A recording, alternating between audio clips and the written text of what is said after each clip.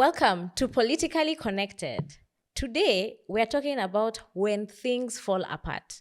If you're a millennial, you probably read that book by Chinua Achebe. And the discussion here today is really just going to discuss and unpack our election cycle, the processes, and the election date. Actually, as we speak today, citizens or residents of Ol-Kalou constituency are actually taking their civic duty and going to vote in a by-election that is hotly contested. Tumeona mingi, and that's why we had to bring to you in studio an expert, a university professor, a political operator, someone who has been in the scenes, behind the scenes, and knows how all these things work.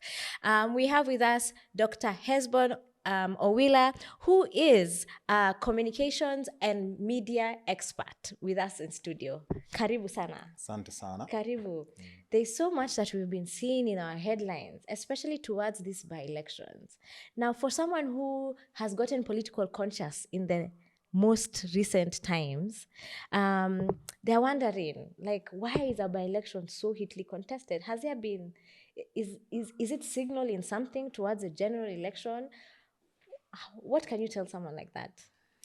I think Kenyans have since the inception of this Fifth Republic become a lot more conscious of what is happening in the political scene. And I think a lot of this is because of how this regime came to power. Yeah. Came with very solid promises that we could touch, promises that looked a lot more consequential than what we had experienced. Yeah. And of course, there was also the promise of, they would stick together, the president and the deputy president. But then the fallout happened. And of course, a lot of the things that this regime promised and the realities that we have on the ground don't seem to augur well with many Kenyans. Yeah. And it's more of the Kenyans who voted for this regime who are now a lot more disillusioned. But then you have a regime that is looking at getting a second term. So they would do anything to entrench themselves into the mindset of the people as a popular regime. So these by-elections become more of a referendum for the public perception of the regime. So an UDA candidate wins, it sends the signal that people are not as disillusioned with this regime as it is made to look. And then opposition, on the other hand, you see there's a sense in which the current regime has created this taller-than-life image that they cannot be beaten. Yeah. So we've seen the by-elections that they've won against so many odds. And I think the opposition is rallying people along this belief that we can beat this regime. Yeah.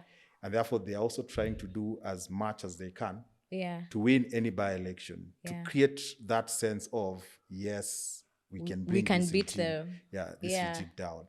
And I think those are the two things that are making all these contestations very, very fierce and probably, a lot more consequential, not just for the political class, but for people on the ground. Yeah, because I saw a video today, just as I was scrolling through social media in the morning, and it seemed that there's a lady who's in a shawl, and she's basically being told, we know you're not from Ol-Kalou, what are you doing here? And the lady is like, you just ask Stano. Leave me alone. And the residents are like, who is Stano? Moderator Stano ni atumana kule.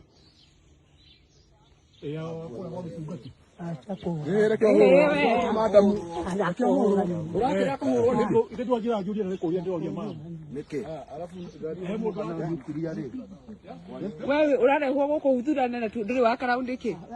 Unadhurana ndiki na nduri wa karau. Atutohorera Stano no. Stano kumako. Kumako rehera baya Stano. Kana na baya Stano. Kana baya Stano. I don't remember in my time being of age to vote, such kind of civic duty during voting day. It actually sometimes was always just like, you know what, it's either a holiday or let me just go very early, I vote so that I have the rest of the day to do other things. No one is watching or thinking about who's next to them. Is this person from my ward? Is this person from my polling station? I mean, that's just in my view. So that's why I'm asking that question. What you think about now, specifically the residents of Ol-Kalou, have they been primed perhaps by political actors at that time? Or is it just that the general population, not only in Ol-Kalou but in Kenya, are really now eyes on the ball in terms of the elections? I think it's both. I think the political class is essentially in the business of priming and framing conversations around contestations. Yeah.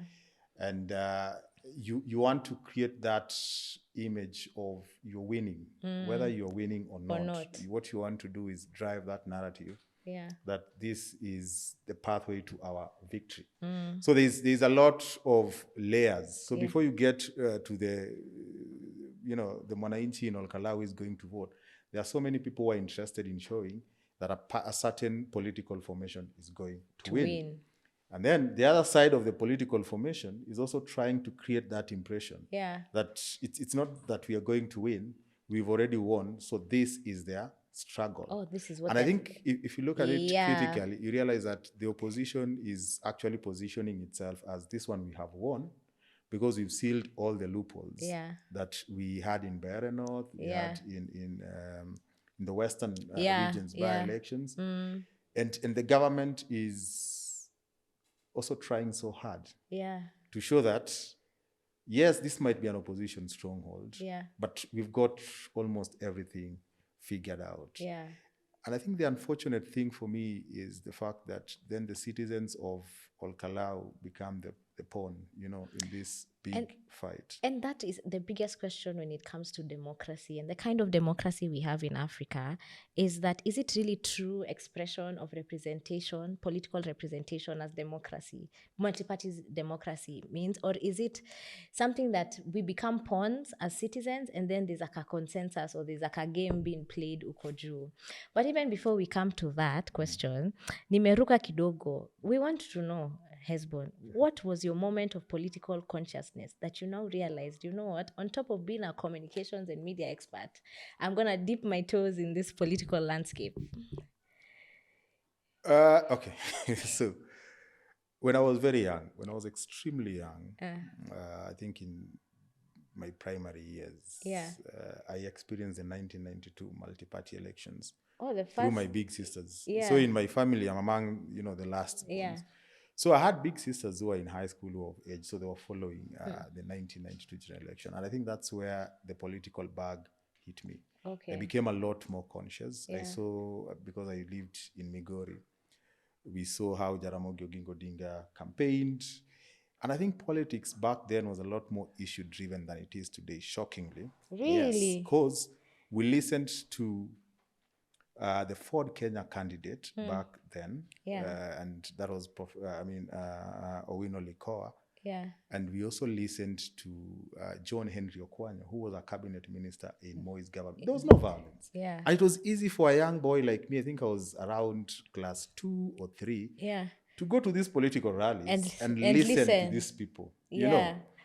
And what got me so into politics is the fact that the person who won, the Ford Kenya person won, but then immediately after the election, you remember the contestations about the official opposition leader? The numbers were not adding up, So Ford Kenya had the numbers, and I think Moi was very uncomfortable with Ford Kenya being the official opposition party and Jaramogi being the official opposition leader. So a number of people in Ford who won in Ford Kenya defected back immediately after the election.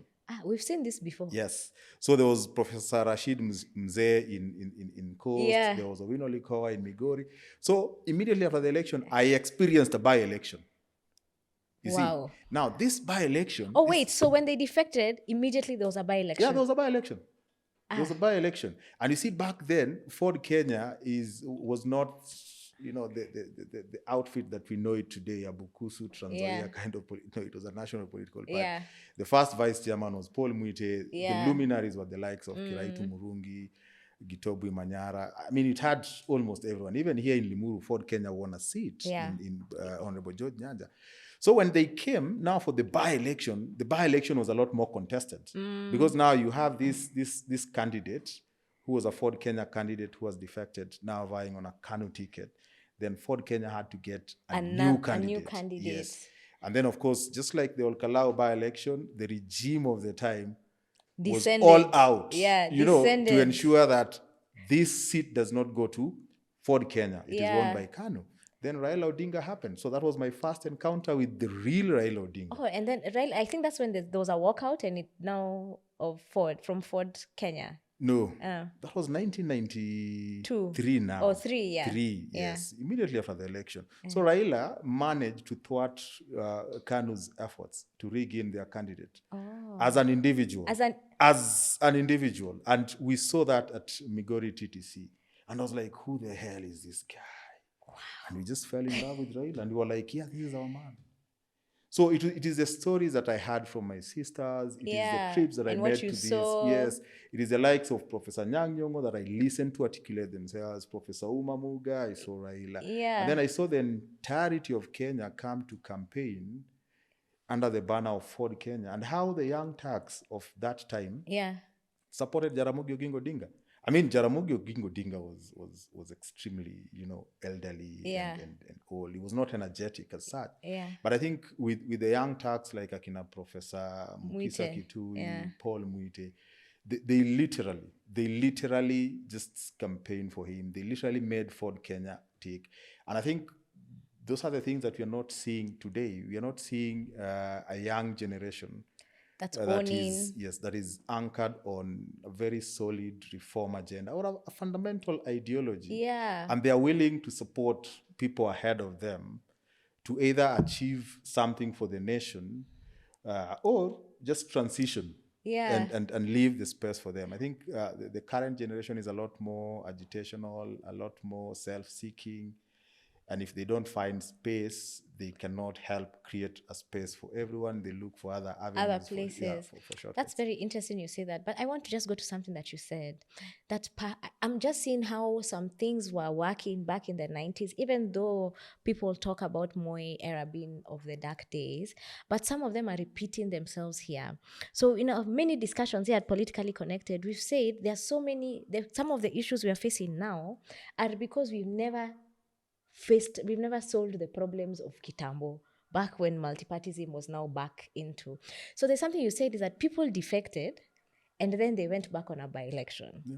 Now, in this day and age, people have publicly defected from either the opposition party to the ruling party and the ruling party to the opposition party, but are still in office. I mean, yes, it's a bad behavior, the impunity that we have. And it's not good for a democracy. Yeah. Because then it means that you can have your cake and eat it. And the place of the common mwananchi who gave you that vote. Because when you win a ticket on an UDA ticket, for instance, it is a combination of both your political enterprise and the fact that you're in a party that stood for something. Yeah. So when you leave that political party, the honorable thing is to seek a fresh mandate and let the people know. Yes, and let the people know that this is what we believed in when we were in UDA. Yeah. Now, this is how UDA has gone astray. Now, this is what we believe in now. It is anchored in this political party. Yeah. And I cannot, my position as an UDA MP is untenable. I want to come back to the people with a fresh mandate. Fresh ideas, and seek the vote. Can any political or rather sitting elected leader, with the kind of terrain we have right now, coming from the backdrop of 2022, we had the Azimio protest in 2023, the Gen Z protest in 2024. Do you think that is possible? No, it's not possible. And the reason why I think it's not possible is, politics is about the allocation and distribution of resources. Yeah. And you need some sort of power for you to have some lever in the distribution and allocation of resources. And the moment you challenge the top leadership that is responsible for this allocation and distribution of resources, they will do anything to ensure that you are out. And I think that's the reason why many politicians who got to their positions courtesy of political parties that they've since distanced themselves from are unwilling to resign and seek fresh mandate, because leave UDA right now, they'll do anything to ensure that you are out in the cold. You go for a by-election, they'll ensure that you are beaten through crook or hook. You know, whichever means they will ensure that you're out. And I think that's the reason why people are comfortable just to muddy the water and have, you know, a culture, a culture that doesn't serve anyone right, simply because if you want to right what is wrong, you'll suffer as an individual, but the impunity will continue. But now that brings me now to question in regards, we have independent institutions that are supposed to either watchdog this or even referee these political players, political parties, and even just basically ensure that we continue to be a constitutional democracy. What is their role in this? Now, I think the biggest challenge that we have is we are a very vibrant democracy. Yeah. The one thing that we have lost is a vibrant and self-regenerating civil society, because the political class will not go and challenge itself and say, wait, these are members of parliament, senators who've been elected on this ticket. Now, this behavior meets the threshold of abdicating their roles as members of this political party. And therefore we challenge them to resign their seats or forced to resign their seats through a judicial process, because the moment the courts, you know, make a decision, it becomes a case law. So I don't think political class members would do that, because that is like shooting yourself in the foot. It's like a double-edged sword. Yes. So they won't do that. And that's why the civil society is very critical, that you need a public interest civil society that litigates in the interest of the public and goes just to sanitize the political process and say, this is not what our constitution envisioned. This is what the law says, the Political Parties Act and all that. And document, these are the members of parliament whose positions as elected leaders should not be tenable. You know, I remember back in 2022, just after the election, it seemed that Azimio had the majority. And then shortly after the election, like shortly after the Supreme Court ruling, no, actually it was between the announcement and the Supreme Court ruling, and even afterwards, we saw people who are affiliated to Azimio or even parties that are actually part of the coalition party decide to now go and walk to the other side. That time, the president-elect was in Karen, right?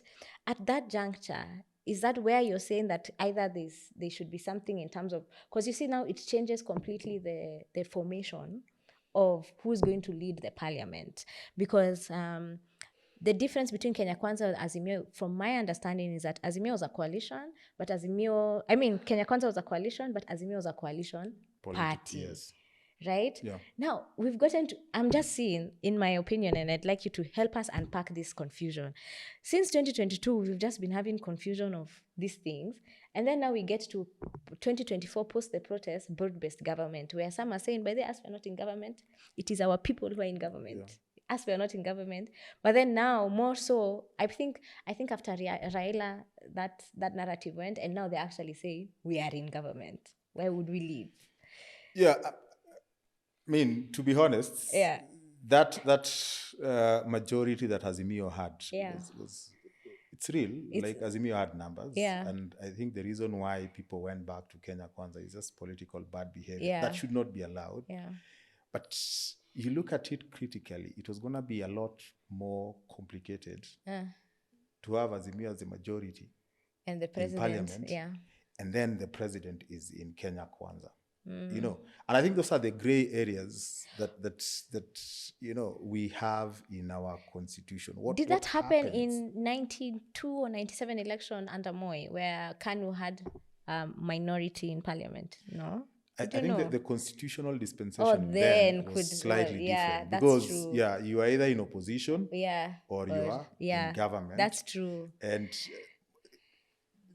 despite the fact that Moi won by around 25%, he still had more MPs. He had more MPs. Opposition combined had overwhelmingly more MPs, but as an individual party, KANU had there was more. no coalition. There was no coalition back parties. Then. But if they had come together as a coalition, I think they would overwhelm Moi in parliament in terms of numbers. Interesting. Thinking about coalitions, and because you're a professor in terms of political communication, who do you think is setting the agenda for the current 2027 election? Is it the opposition or the current regime? Now, I think the current regime is driving the conversation right now. Forget about the little time that Rigiji probably had the attention of this country. 100%. All media houses were looking for him. Right now, everything that is happening is pretty much what the Fifth Republic is setting. You look at what is happening in Ol-Kalou, they've made everyone think about the government development agenda in Ol-Kalou. We might not agree with it. We might be saying, oh, now they're giving goodies. Right. Yeah, we are giving goodies simply because we want votes. But that's exactly where they want us to be. And the conversation, if you listen to most of the government operatives, they'll tell you, but the government business is the business of the people. And right now, the focus is in Ol-Kalou. Now, for us to listen to the people of Ol-Kalou, we need to attend to their issues. Now, the opposition has been saying, oh, these people are giving you because of elections. What they are forgetting is they are not telling people of Ol-Kalou why people of Ol-Kalou need to vote for their candidate. They are responding to the government narrative. And I think in as much as I don't find strategic rigor in the way the government is communicating. Yeah. But at the end of the day, we are all talking about what the government wants us to talk about. Wow. Yeah. So what do you think, what is coming to us in 2027? What would you say? What would you predict in terms of some of the conversations that are already preset? And then what does it mean now to all the different players? Because, we have ideas. I'm calling them ideas because the United Opposition have not clearly come and said, yeah, this is our vehicle. Then we have Linda Mwananchi that is also not clear that this is their vehicle. And the only thing that is clear is that there's broad-based government coalition, however, whatever it's going to be called. So what does this mean in terms of now the agenda setting? Has it been set now do you think the communication that's coming out from Ol-Kalou and how the government has handled it is now going to set the agenda for now until, we're only almost 12 months to the next general election. You know what I think? I think the next general election is going to be the most interesting election. And the reason why I'm saying that is because President William Ruto, whether by design or by default, has probably pushed the ordinary Kenyan into a situation where they have to think beyond just voting. They have to start thinking of what is it that I am voting for. And this is because in 2022, he made us believe that we are voting for a consequential change in the way we are governed. We have not seen that. To a large extent, there are many people who have not seen that. So there are many people who will come voting, will go to the vote, and their vote will be based on extrajudicial killing, the killings of the Gen Zs, the high cost of living, the weaponization of young and vulnerable poor people. Now we call them goons. For me, the real goons are the people who created that system, the politicians. So many people will come and vote on that basis. Now, there is also a very big chunk of Kenyans who will come and vote on the basis of how this regime responded to the 2024 Gen Z led protests. Let me explain. In 2023, we had protests in this country. Yeah, we did. Now, those protests were protests that were anchored on the high cost of living. But they were predominantly Azimio protests. Yeah, they were Azimio-led. Yes, they were Azimio-led. It's Raila Odinga who called people to the streets. He's the one who controlled almost everything. Yeah. And the way it was framed was very interesting. It was framed as people who are disgruntled for losing an election. That is how the local media framed it. it is the international media that framed it appropriately, that people are not disgruntled for losing an election. It's the cost of living. It is the cost of living, you see. But some of us, because we are public noisemakers, and I remember making this statement on NTV, and I said, the day these guys who are against the protest, because there were so many Kenyans who were against the protest, especially the ones who voted for this regime, were saying, oh, the president needs some time and all that. And I said, it is true. I mean, any regime needs some time, you know.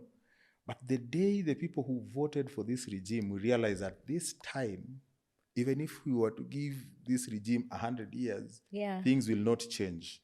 The day they realize that and they come to the street, it will be a problem for this regime. They came out in 2024. And they came back in 2024. Yes. So in 2024, us guys who supported Azimio, we were chilling. And we were seeing guys who supported Kenya Kwanza out in the streets. And they went in large numbers. Now, why am I saying that the things that the government did after the Gen Z-led revolution will also influence the election? It is because the government has done a lot. They are very poor. They've done a lot. And people, you see, the thing with Kenyans is we focus so much on what the opposition has been saying about the government and everything, and forgotten what the government is doing that they will just unleash. So the opposition has for a very long time preoccupied itself in telling us the bad things about this regime and forgotten to tell us the alternative or the value propositions that they have against these bad things. But if you look at the two groups of people, the guys will go and vote on the basis of high cost of living, extrajudicial killings of the Gen Zs and all that. There is also another group that will go and vote countering this. They'll go and vote on the basis of what this regime has done since 2024. And you know one thing that it has done? The Nyota Fund. Okay. Not many people. Tell us about me. I have my thoughts about Nyota Fund. Yes, I mean, you can share your thoughts, but let me tell you, not many people know that unlike the Hustler Fund that was giving people money to do whatever they wanted, the Nyota Fund is a lot more programmatic. Okay. So there is a training, coaching, and mentorship component to it. Okay. There is a savings component to it, and then there is phases. So phase 1 and phase 2, if you look at phase 1 and phase 2, it has reached... We're now in phase 2. Yes. Nyota Fund has reached cumulatively 122 individuals. Now, if you just extrapolate that and look at it in terms of the number of families that have been touched, and I'm saying number of families because from where I come from, there are people who've never touched 25,000. That's true. In their hands. Yes. Yeah? Now, this is what Nyota has done. That silently, people are thinking, Niko Kadi movement, Gen Zs, are going to vote against this regime. Yet, there are many Gen Zs who are out on the streets, but not just these Gen Zs. These Gen Zs, their families, their parents have been touched through the Nyota Fund. So when people talk about, oh, this government has done this, people forget that when there's a clique of people who will go and vote. And they will be going to vote, not because of the high cost of living, not because of what has transpired. They'll be going to vote on the basis of what has touched me as an individual. So if you just expand 122,000 people. So if they're like... There's a ripple effect. Yes. They're like 50 from my Suna East. It means that these 50 are coming from probably 50 families. These 50 families have a number of people. That is one. So there are people who will go and vote on that basis. And then the other one that I think is probably gonna work for this regime is, up to the inception of this regime, and this is a reality and there are facts. The road network in this country, just the road network alone in this country, half of it was in one region. That's half true. Of it. But that's because the president said that is because of also sessional paper number 10. That's what they have been working with. What people don't know, this sessional paper was presented, but it was not implemented. How would you say that? Because it was not. So the implementation was not on sessional paper. The implementation was political expediency. That people were in power and they decided that the resources will benefit our people.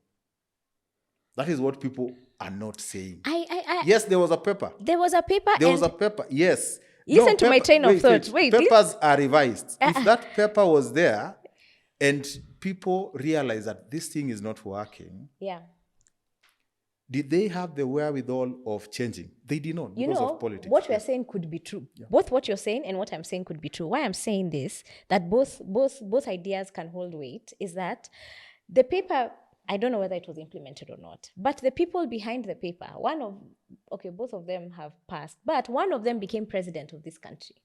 Actually, when the paper was done, he was, I think, an assistant minister, Mwai Kibaki, and then later on became vice president, and then now later on became president. And some of the key infrastructural road networks we saw was also under the Kibaki regime, when also the late Raila was roads minister.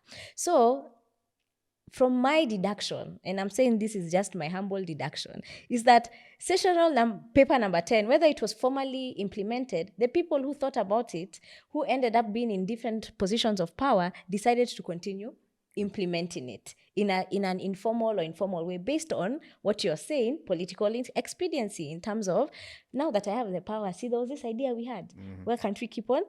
But then now, my issue with now the whole thing of the road network, there is devolution that came in 2010, after the 2010 constitution, which now was effected in 2013, which devolved this thing, not 100% of all the road networks, but majority.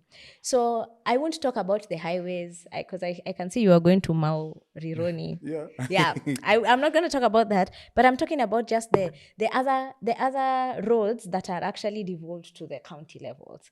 We are not seeing that development. Even, I mean, how many years are we past devolution? Almost 14, 15 years after devolution was effected, but we are not seeing that. So yes, in the beginning, before this 2010 constitution, development was heavily to a certain region. Maybe because of the different kinds of presidents that were there and the people who are in power, very many historical issues. But then 2010 was supposed to level the the 2010 constitution was meant to level the playing field.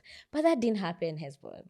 Yeah, and you see, now, immediately after the 2022 election, the NARCO report, they actually raised those issues about the road construction, the devolution of functions of institutions like Kera, Kura, and all that. So there's an extent to which, even if you are to develop the road network at the county level, you can go beyond. And it is the reason why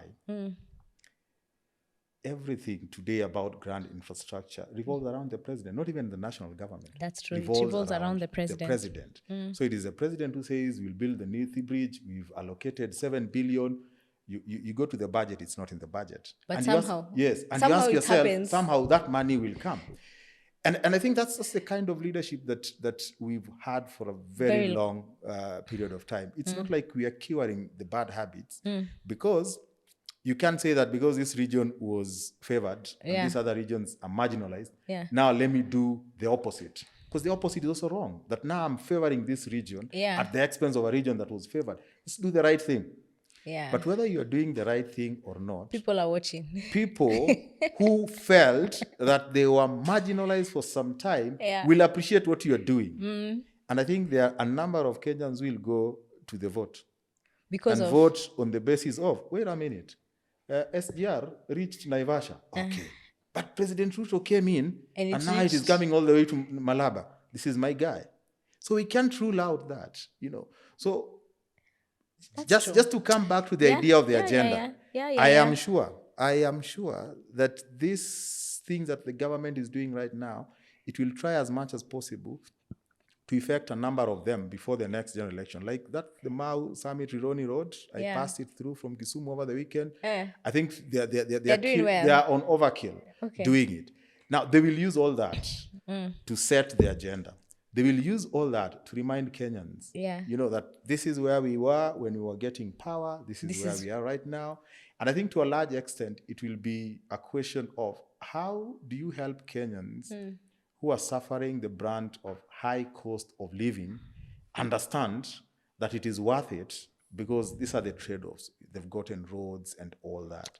It's not an easy thing, because over the weekend I was in Seme and The guys were telling me, but we don't eat roads. Because I was like, you guys have good I roads. wanted to say that because I remember in 2022 when we were campaigning for Azimio, and part of the former president, part of the things he was saying is like, I'm telling you, I've worked with this guy. If you vote for him, you'll be crying. And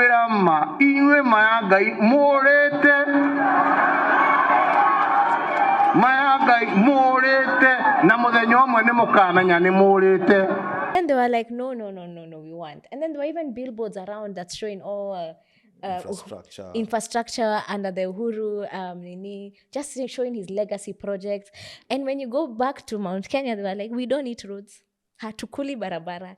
And they decided, even with all the things and all, look at it even historically, all the many things that region had available to them because of the political, can I say, power that they held, they still decided to vote against what they would call Mudhamaki said. But that's why I'm wondering how, as much as I also have a question about Nyotafat, but we can see the development things in which they are trying to, it's like hyper do before 2027. There's like a timeline. Against time, they are racing to do all these things. And I can see how it will benefit people, because initially they should have even have done this. I mean, these are things that they are mandated to do. Now I see how you're saying that people are watching. And me, if it affects my life by there, I'll say, asante sana, umenisaidia. But now I'm wondering, won't people also say the same thing? That umetujengea Rironi Summit Road, umetupatia SGR, hadi sijui hapa, lakini hatukuli hizi vitu. Yes, I think that's one thing that would mitigate the numbers in terms of guys who will just say, we have these roads, now we need to vote. But this regime is very interesting. It's crafty. It's very crafty. Now, ask yourself, they're doing these roads because they know there's a target population that is looking at infrastructure. So, especially the businesses. Yes, the businesses, guys in the middle class, guys who drive cars, they want to get to Kisumu faster, Migori faster. They're thinking, this is a good thing. But there is also that lot of Kenyans who are like, first of all, we don't eat roads. My immediate need is food. My immediate need is to take care of my small business that is having a turnover of 50,000. This regime is targeting that group more than even the group that appreciates road. Every weekend, there are politicians led by the deputy president who are going out in these empowerment programs, dishing millions. Broad-based MPs every weekend are everywhere. My MP alone, Honorable Junet Mohammed, in the last, I think 6 weeks, has donated 10 million twice to local empowerment. That's 20 million. Yes, 20 million. Where they in the last 6 weeks alone, one to a mosque, another one to women empowerment. 20 million. Now, go to Trans Nzoia, where, of course, there is Tawe movement and all that. You cannot have a Tawe movement to a population that is hungry, a population that has to go and weed in maize plantations to make money and succeed, when you have an entire team from the broad-based coming to empower women, to give people money, to boost businesses. So there's a two-pronged approach that they have taken. If there are people who think that we need to develop so that they see that high tax regime is countered by the infrastructural development, those ones are catered for. If there are people who think a politician has to be rich, people who hate mean and poor politicians, I think those ones, they are on overdrive. They are empowering. They call them empowerment. Where they get the money is probably another conversation. But ask yourself, that person who has a salon in Migori, who gets 25,000, who gets that person who under normal circumstances would go and do weeding and get maybe 700 in a day, when that person is given 23,000, they'll stop weeding. They'll start their own business. And when that person is going to vote, he will not go voting listening to someone who talked about Tawe movement. They'll be thinking, this guy got me from a deplorable job of weeding for people in their farms. But that is why I'm saying, that's why I hear what you're saying, and I can see how someone can get there. I hear that. But I feel like the moment is also calling for us to actually make a better decision in how we do our elections and who we vote into power. The issues need to come back. The way you're saying in 1992, it was actually issue-based. The issues need to come back because despite getting a road, despite getting 25,000 or 22,000 from Nyota, there are very many other things that make your livelihood. Very many other things. So you'll get this handout or this thing now, but what about after the election? That's a very good question. What about after the election? And what we need to ask ourselves is, does the person who is getting the handout thinking about after the election? No. And I think that's what the politicians have tapped on. They know the demographic that will not think after the election, the demographic that is looking for immediate gratification. But I don't really find anything out of this world from what the broad-based guys are doing, because I mean that's simply politics. They would want to analyze and segment their audience and target people differently. My biggest problem, and the reason why I said the next election is going to be very interesting, is because UDA and the broad-based regime has given people something to think about. So they'll have something they'll be voting for. They'll have a card. Yes. Now, the opposition, on the other hand, has preoccupied itself with telling us how bad this regime is without giving us substantive reasons. Yeah, that's so true. If the opposition distinguished itself and just came and told us, it's okay, now look at your payslip. This is what is happening to your payslip. And package a conversation around that. Yeah. Because essentially, when we started this conversation, we were talking about a democracy is not just about elections. Yeah. That the moment a political party or a coalition wins power, they will be responsible for the distribution and allocation of resources. But then the one that did not win power will be responsible for telling us what this regime is doing that is either in our interests or not in our interests. Yeah, holding them accountable. And besides holding them accountable, they should be telling us that because this is what the regime is doing that is not working for you, we have figured out how we can cure this. So you keep them on toes, but just know that we have an alternative in waiting. Okay. So that alternative is what is missing. Is what is missing. So they've told us everything that can be told about this regime that is bad. And we're asking ourselves, we live in a country with no solutions. Even you guys have not figured it out. So the little that broad-based is doing works for broad-based because the little that opposition is not doing is still working for them. Yeah. I'm just thinking, like, now that we're having this conversation, like it's in the political actors' favor for people to only think about the election in 2027 and not think beyond it. What is the role of media in this? What is the role of media to try and help people really just join the dots? Because media gets into spaces where sisi kama mwananchi hatuko, because we're the ones watching the news. But there's like a framing sometimes, like what you're saying in how they framed the 2023 protests compared to how international journalists framed the 2023 protests, that really set the tempo or help me perceive how things are happening, me as a common mwananchi. So what's the role of media? Are they playing their role, or have they created their own role on top of that? I think, the media has a very critical role. And I think the media in Kenya is fairly vibrant, well-resourced compared to the media around here.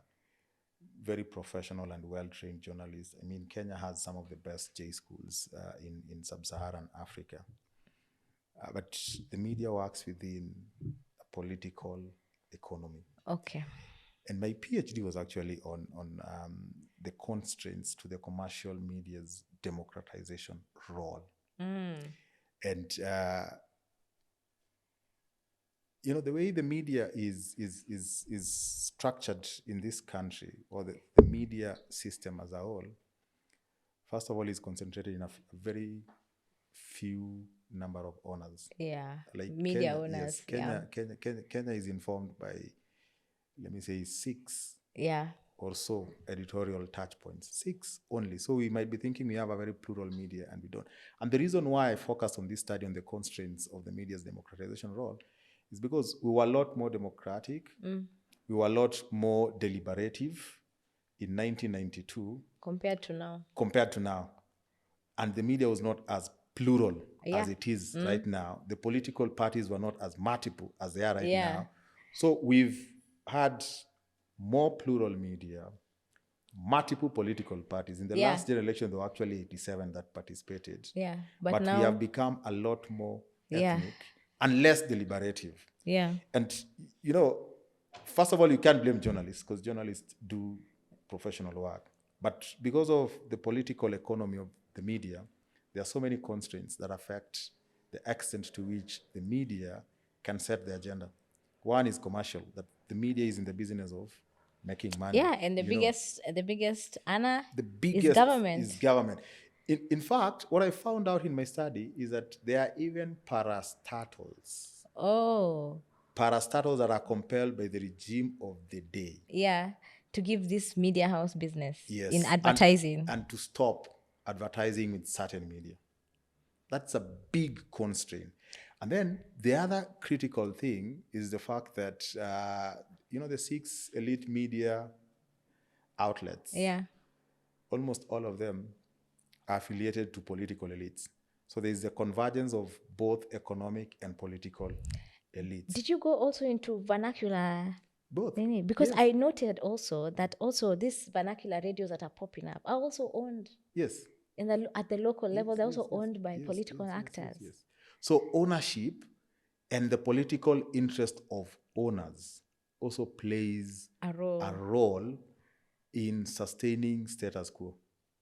And more often than not, it benefits the regime of the day. That is why even President William Ruto's victory is a PhD research problem. How did he win against a media that was pro the opponent and weaponized against him? You see, and you can't rule the fact that now that is working in his favor, that he has the reins of power. So there are certain mitigations that the media, experiences that they wouldn't. But I would also say that to a large extent, you realize that our media is a lot more reporting from a political logic and not a media logic. That it tells us what politicians want the public to know. So every other thing that the media is covering because politicians started that conversation. Yet, and the political class have their own interests. Yet in a vibrant democracy, a thriving democracy, there's something called a media logic. That it is politicians who are supposed to respond to the agenda that the media is setting. Because we have a social contract as members of the public with the media. And the media, naturally, is supposed to only pronounce broadly and a lot more issues that are beneficial to us. The people. And if the media does that, politicians are forced to focus on those issues. But the inverse has happened, that we are in a dispensation where it is politicians at the cutting edge, and then media is reporting what they are saying. So we are perpetually in a cycle. Even if we are deliberating issues, you realize that we are deliberating issues because politicians want us to deliberate those issues. So they've predetermined where that deliberation will end. That's the biggest problem we have with the media. I had done training and with other communicators from other places in Kenya, across the world.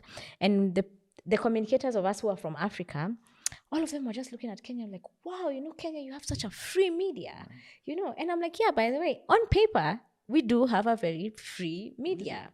Compared to now our counterparts in Tanzania and other countries, we do have a very plural media we can criticize the president, we can say all these things, but then when rubber hits the road, especially in the most critical moments of our country where we need to ventilate and have a conversation, the agenda is now pushed towards a political agenda. That now I feel like it pushes us all to now discuss what you're saying, what the politicians are saying. That leads me to now talk about, all these things you're telling me about, especially because I'm glad I asked the question about your political consciousness, because you said things, as much as things were the way they were of what people think Moi's regime was, there was ideology, right? And people could compete Even though you're from the ruling party, people could compete without feeling unsafe. But now we are having politics of goonism, of political violence. Case in point, we had a lady, she's been fined now by the Electoral Commission, where she says that in Ol-Kalou a couple of weeks ago, where she says, you know what, if we find anyone who's not from Ol-Kalou here, or anyone trying to disrupt our win, we will safarisha you to the hospital, or Binguni, where we don't even know how that bus gets there. You know, I mean, such talk, for it to come such and so naturally from her, and not be, I don't think the people were alarmed. The people who are listening to this, they were not alarmed. But now IBC has come in and been like, hey, no. But even prior to that, we've seen in previous by-elections the level of violence that is there. Are you seeing something that should be alarming? Is this goonism thing just about the elections, or is this something that we really need to look deeper into, that perhaps we are teetering on the edge in regards to our democracy? I think we are teetering on the edge, not just with regards to our democracy, but as a state. You know, because now we are moving beyond just politics to the criminal justice system. You know, but let me start with the democratic part and the political part to it. First of all, it is good that IBC came out, fined this member of parliament 1.5 million. The MP for Nakuru, I think Nakuru Town. Nakuru East. Nakuru East. Honorable Gikaria was fined 2.5 million. It's a good thing IBC did that. It is even better that these people have gone to court to contest it. Because whatever IBC did is because of the Electoral Code of Conduct that IBC has established. And they used that to fine these people. Now, these people are going to challenge it in court. What they don't know is that they're serving our democracy better, because once the courts pronounce themselves, there are two outcomes. Final. There are two outcomes. If the court upholds IBC's verdict to charge them, it becomes more of a case law, that there'll be a precedent, that if you meet the threshold that these MPs met, you're going to be fined. And the fine can only get higher. So that validates what IBC has put in place and sets a precedent, gives it some sort of a teeth, you know. And then secondly, if the courts dismiss these fines, it's also a good thing, because then it means IBC has to go back to the drawing board and puts its rules and regulations in a watertight structure, finds a very, elaborate framework for ensuring that there is sanity in our electoral process. So for me, that is a good thing. But now the problem with the goon culture is that we are thinking politicians are benefiting from it, and this thing is likely to bite us. I think that's just the tip of the iceberg. Politicians are not benefiting from it. They have created it. They are sustaining it, and they are benefiting from it. And what we know is that immediately after the election, they will dump these young men and women. So before the election, what the ramifications of this are in terms of our democratic participation is that now we cannot debate, because publicly, debate has been replaced by fear. Violence. And now there is intimidation as opposed to persuasion. That you don't have to persuade people to vote for you. You don't have to articulate your issues. All you need to do is use money to ensure that there is no competing idea. No one else gets into that space. So every other Kenyan with brilliant ideas who has not been in this political space, who does not want to get into a situation where they are causing deaths and violence, will shy away from politics. And we'll keep having this generation of politicians who have not helped us. And the worst bit of it is, it seems like this culture of politicians taking advantage of goon, it is the politicians for me who are goons, goon politicians taking advantage of the people whose interests they're supposed to serve, seems to be self-generating. Because the turnover in our parliament is extremely high. It's high. Not like we have 98% of MPs going and coming back. Like 40% of them always go home. But the way they behave, even these new ones, the way they behave is the same. So they infiltrate this field, create intimidation, create fear, suspend any kind of debate, suspend any kind of persuasion. and make use of vulnerable young people. So the problem in the run-up to the election is that it frustrates robust debate, ideas cannot contend. Yeah. People will not even have the courage to go and listen. Because very soon, by the way, all these political rallies will be rallies where goons are brought together. Because if you're not a goon, or you're not going to, you're not going to go there. Yeah, you're not going to go there. If you have not been paid to carry a machete or a rungu, you won't go there. And therefore, no one will have information that can inform who they are going to vote for. And I think that benefits the political class that is hiring goons, because then you'll only have them as the alternative.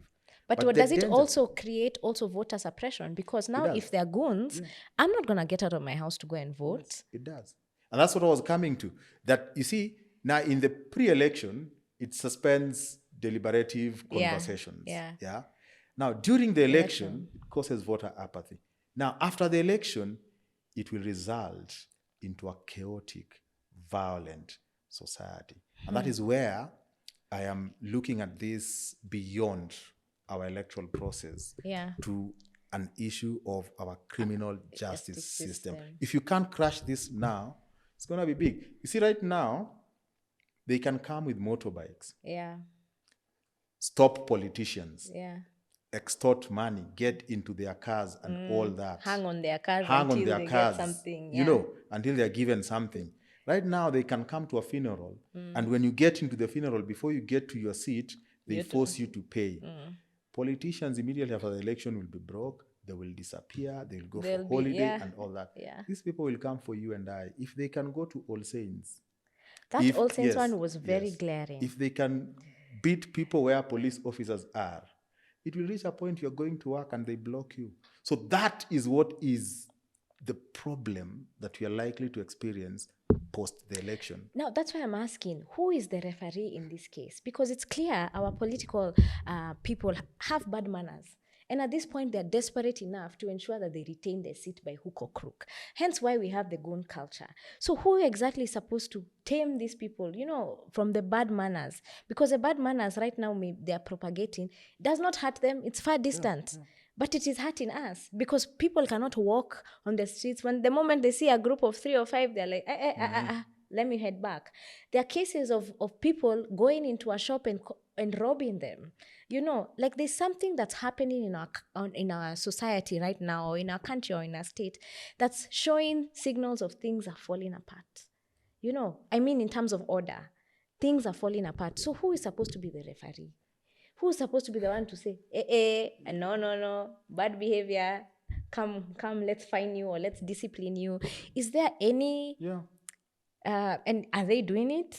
When Kenyans went to vote, so those of us in Suna East, we voted for woman representative, MP, we started MCA, woman rep, MP, senator, governor, and president. Yeah. So almost all of us voted for the same president. Yeah.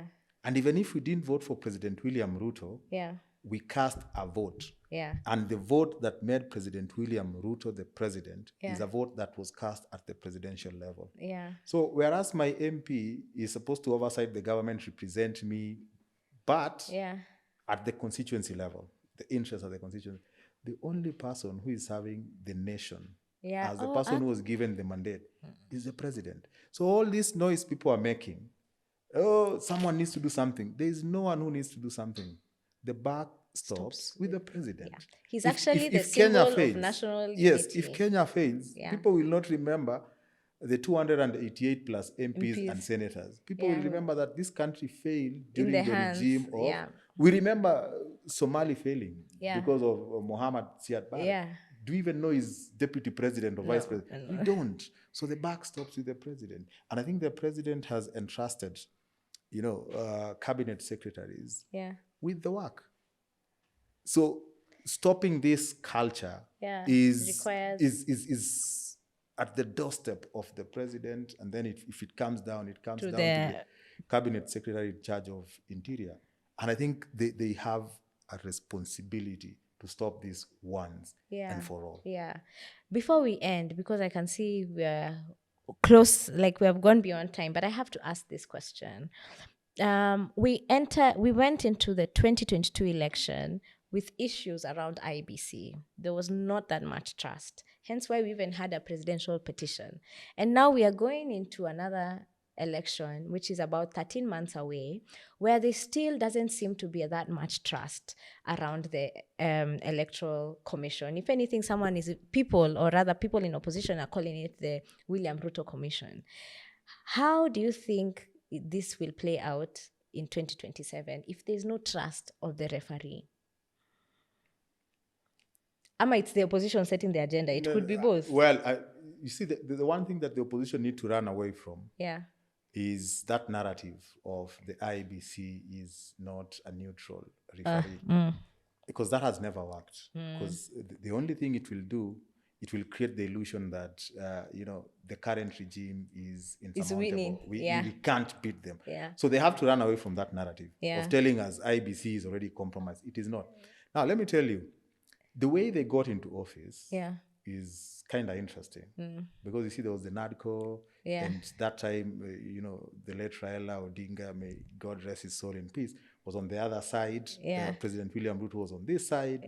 There was Kimani Ichung'wah, Kalonzo Musyoka. They did the report. Then by the time IBC was constituted, Raila had moved this side. You see, so those two different interests were not there in the constitution of the IBC. And that is where the problem is. And it was protracted. It was in the media. It was everywhere, But they got away with it because, you have Raila and President William Ruto clearly. On one side. Yes, they got away with it. And I think that's a good thing. It's a blessing in disguise for us Kenyans. Why? Because IBC commissioners came in with the belief that they are serving a certain, or they were instituted by one side of the political divide. That pressure is good for an electoral body because they'll have to do everything. They'll have to prove themselves. Yes, to win trust, and show everyone that they are a credible outfit. And if you look at the individuals in this commission, these are individuals who are distinguished in their careers. They are very solid individuals. And I want to believe that pressure that they have to disassociate from how they entered into office will serve Kenyans right, because they'll have to struggle to create that credibility, do everything, and deliver. Not just a free, fair, and credible and transparent election. Credibility and verifiability now becomes their currency. Now, the only way they can win the trust of Kenyans if they build, between now and the election, a system that is predictable, a system that people can see this is what is going to happen at what particular time. At this time, and this is what to expect. Yes. So a predictable system whose outcome is unpredictable. So we have to see that this is a system that will not give us candidate A or candidate B, but we can see that this is a flawless system. Now, let me tell you one thing. I was once in that situation. This is just my story. Sometimes in 2024, I was appointed. In Kenya, it's politics and football. I was appointed to chair the Football Kenya Federation Electoral Board. As a chair. So we were 5 members of the board. They elected me the chair. Now, the way we got into office is the same way this IBC got into office. Everyone knew that this team has been put into office by the Nick Mwendwa regime. And credit to Nick Mwendwa and Barry. They put us in office and told us, you do the right thing. If the right thing makes us win, well and good. If it doesn't, so long as we see that it is clear we've lost, we have no problem. Now, we got into office, everyone was up in arms against us. Where I set up the secretariat, even the current CS for Interior, Mokomen, who was the CS for sports then, was like, we can't have the secretariat at Kandanda House. I will talk to them and set them an office. We said no. We were just like, we will set predictable measures. Systems, but no one will know who is going to win. No one knew who was going to win until I announced Hussein Mohammed as the winner. Why? Because we were under pressure to do the right thing, and we decided, I have a career. When I went there, I had to tell my boss, you know what, I'm going for this thing. If the university allows me, I will go. So I needed to protect both my name and the name of the university. But you see, that's what's not happening in IBC, because even in subsequent commissions, it seems that IBC is where careers go and die. Look at the Cherera 4. Where are they? And they were distinguished in the positions they held before the commission. We have, okay, Chebukati, he finished his term, that's fine. I mean, his soul rest in peace. But it seems that there's so much bargaining and political power around the commissioners, not in your case, but in regards to the Electoral Commission, that they are willing to bend over the pressure to do the right thing. That's what I'm saying. You know, you can't bend over, you can't do nothing to do the right thing. Yeah, just do the right just thing. do the right thing. Like, if it is the current regime pushing you to do the right thing, just stop them and tell them, don't push me to do what I need to do anyway. If these commissioners just distinguish themselves and as follow an independent the law, me, I can tell you, the previous commission of Chebukati did absolutely nothing, contributed absolutely nothing into our electoral process. At no point did they make the electoral process free, fair, transparent, credible. It was, to date, we can't verify what happened in 2013, 2017, 2022. We can't. We can't. They messed Kenyans by making Kenyans believe that for you to win an election, you have to have agents. And to date, I keep saying, we can't be paying IBC billions. And then they can't take care of the votes. They still tell us, you have to bring your party agents. Are they there to ensure that whoever has agents gets their way, or to ensure that the right thing is done? So this regime, and the majority of them are fairly young. Majority of them are political, so to speak. There could be some political interest here and there. But I'm sure this is an IBC that can distinguish itself, because one, Kenyans are a lot more conscious of what is going on. And therefore the consequences, if they do mischief, will be dire on them. Extremely dire.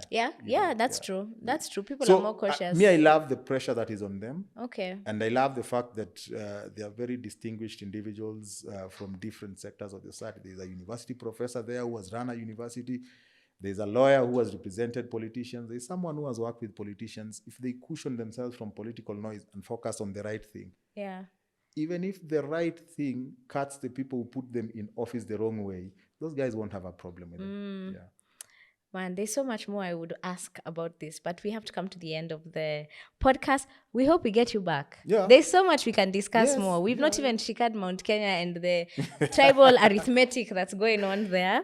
So thank you very much for coming. Thank you very much. I'm sure our audience, there's so much we've learned, and there's so much you've enlightened us about, especially in regards to media training.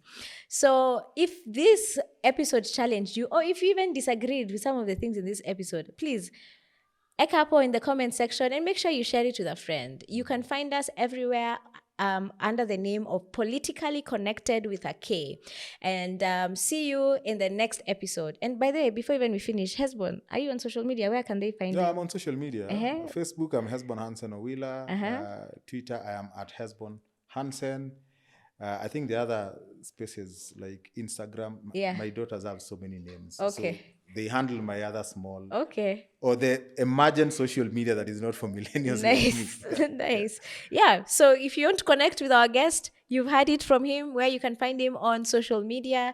And we look forward to having him again. So till the next time, stay connected.